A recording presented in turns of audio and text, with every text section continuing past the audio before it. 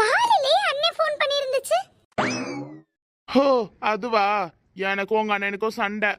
சரி சரி அண்ணி, அதெல்லாம் தெரியும் காலையில ஃபோன் வந்தப்பவே. சரி இப்போ அண்ணே எங்க?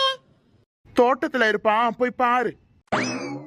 அண்ணி நான் ஃபர்ஸ்ட் தோட்டத்துல தான் நீ பாத்துட்டு வந்தேன், அங்க யாரும் இல்லையே. அடியை போய் தோட்டத்துல தோண்டி பாரு. ஏக்கா வாடி பரிமளா.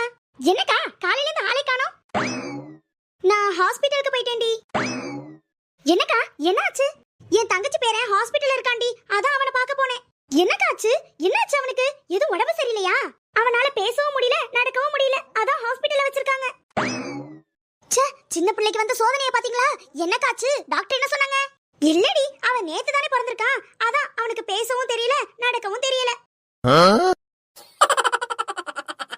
ஏன் தான் உன்னை பெத்தேன்னு தெரியல, வந்து ஏன் உயிரை வாங்குற? பொம்பளை பிள்ளைய அடக்க ஒடுக்கமா வீட்டுல வேலை செய்யணும்லாம் இல்ல. அந்த காலத்துலலாம் நான் இந்த வீட்டுக்கு கல்யாணம் பண்ணி வரப்ப 20 பேருக்கு சமைச்சு போட்டேன்.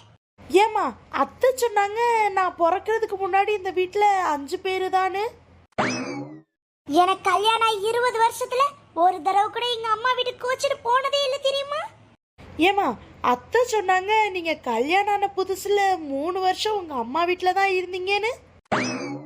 கல்யாணம் ஆன புதுசுல கறி வறுக்கிறப்ப அப்படி என்ன அப்படியே சட்டியோட கவுந்துருச்சு. யாராவது வந்து ஒரு வார்த்தை என்ன கேட்டிருப்பாங்களா? ஏமா அங்க ஒரு தழும்பு கூட காணோம். ஆமா, நீ யாரு? அந்த குடும்பத்துல இருந்து வந்தவ தானே, அந்த ரத்தம் தானே உனக்கும் ஓடும்.